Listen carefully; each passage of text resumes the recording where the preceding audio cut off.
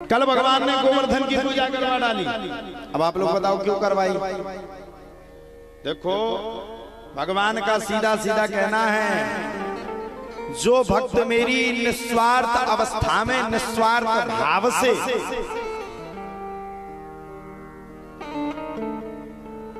भक्ति करता है,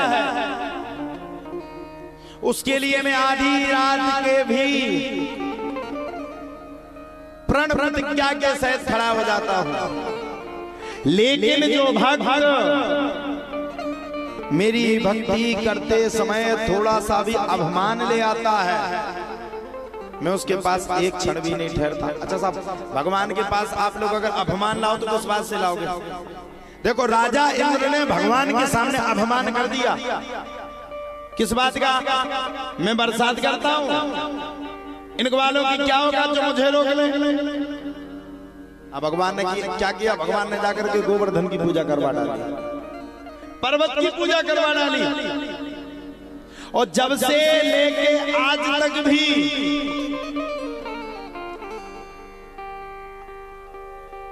जब जब आर्यावर्त में श्रीमद् भागवत जी की कथा को किया जाएगा या फिर कहा जाए तो उसमें कोई अतिशयोक्ति नहीं है, जब जब भागवत जी की कथा को या बांके बिहारी लाल के दर्शन को जो जो व्यक्ति जाएगा उसको गोवर्धन के दर्शन करने ही पड़ेंगे, भगवान की छटा के दर्शन। तो देखो साहब, इस बात को आप स्पष्ट मान लो, भगवान कब किसको राजा बना दे, कब किसको रंग बना दे, कब किसको भिखारी बना दे, कोई पता नहीं। इसलिए मैं तो यही कहना चाहूंगा, जिस देश में रहो, जिस भेष में रहो, राधा रमण राधा रमण राधा रमण कहते हो। अरे काहे को अभिमान करना भाई? है क्या हमारा जो हम अभिमान करें? हम तो चाहे जिससे मिल लेते, हंसी कर लेते, मजाक कर लेते। इनके भी घर में जहां रुके वहां भी हंसी मजाक कर लेते, हम किचन तक में घुस जाते। कोई हमें देख के ब्याह से नहीं कहता। आज कोई सुबह मिलने के लिए आया, वो हमसे कहता महाराज जी कहाँ गए, और हमें से पूछ रहा है। हमने कहा महाराज जी, बोले हाँ। हमने कहा वो तो चल बसे। अरे बोले कैसी बातें करते हो? हमने हाँ। कहाँ गए? हमने कहा ऊपर चले गए। और बोले तुम कौन हो? हमने कहा उनके सेवक। 2-4 मिनट में उसने सब जगह से पता चलाया। अरे हम कितने बड़े भाग्यशाली, आदमी अपने जीवन में एक बार माला पहनता है, जिंदगी में एक बार रथ में बैठता है, एक ही बार बैठता है, एक ही बार बैठेगा। दूल्हा बन के दे तेरे का बढ़िया शहर आ रहे। जब शहरा लगा जब तो बात ही अलग है, जब तो जा लगा जैसे तीनों लोग के राजा अपन ही हो। आओ है तो एक ही बार बनता। लेकिन हम कितने बड़े भाग्यशाली हैं, बार बार माला, बार बार सेहरा, और हजारों बार बग्गी पे बैठ गए। बांके बिहारी लाल की कृपा है, पत्नी है कई है, भगवान ने सम्मान दिया, बैठ गए। किया अभिमान तो फिर मान नहीं पाएगा, होगा प्यारे वही जो श्री राम जी को भाए। अभिमान से हमें अपने जीवन भर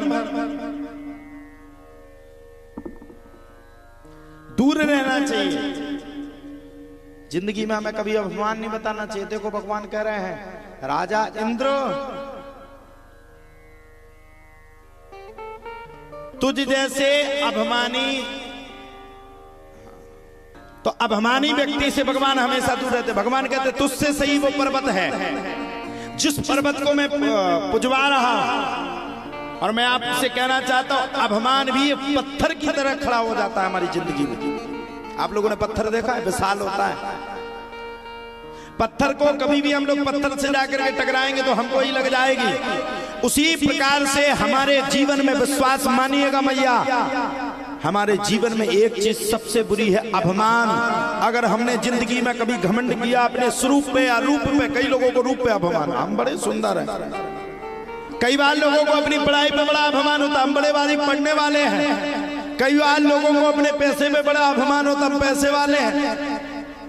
और कई बार लोगों को अपने अस्त्र शस्त्र पर अभिमान होता है। हमारा घर परिवार बड़ा है, ध्यान रखना, आपका ना तो घर बड़ा ना परिवार बड़ा, ना आपका दौलत बड़ी ना शोहरत बड़ी, सबसे बड़ा वो परमात्मा है जो आपको इतना सक्षम बना करके रखा।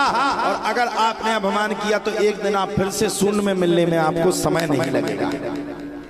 कभी अभिमान मत करो, हमेशा मुस्कुराते रहो। हमें देखते हो, हमेशा हंसते ही मिलेंगे तुम्हें, गुस्सा कभी आगे आएगी नहीं। हम कोशिश कर लेंगे कि अगर गुस्सा है तो हम उसको तुरंत एडजस्ट करके तुरंत हंसी में ले जाएंगे।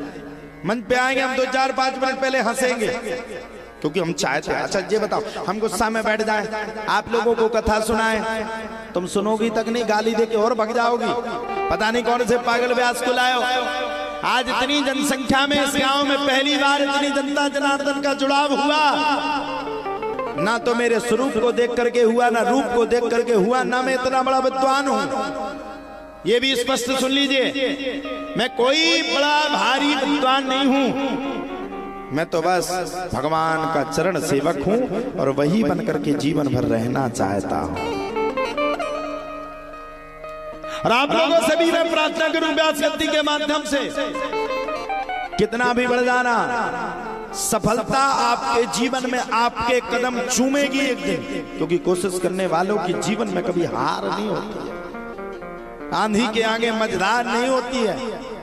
कोशिश करने वाला एक दिन सफलता को प्राप्त करता है।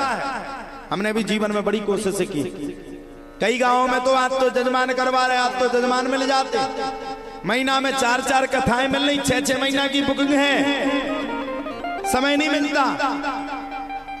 लेकिन आज से आप 7 साल 8 साल पहले का मेरा भविष्य देख करके देख लो, गांव-गांव में जाकर के मैं झंडा गाड़ करके भागवत करता था। गांव के तैयार नहीं हो रहे, 99 आदमी तैयार हो गए, एक आदमी ने पूरी भागवत बिलोर दी।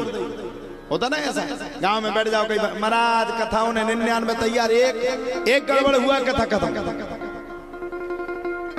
तब से लेकर के आज तक की मेरी जितनी भी यात्रा हुई, जितनी भी नहीं कितनों बड़ी यात्रा हुई है, वो इस बात पर हुई, इस बलबूते पे हुई, क्योंकि मैंने अभिमान को एक खूंटे में बांध करके रख दिया।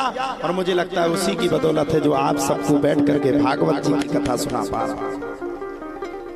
हम जैसे कई व्यास हैं, पत्थर मारो 1000 व्यास मिलेंगे, कंकड़ की तरफ व्यास पड़े हुए हैं। बस अभिमान दूर होना चाहिए।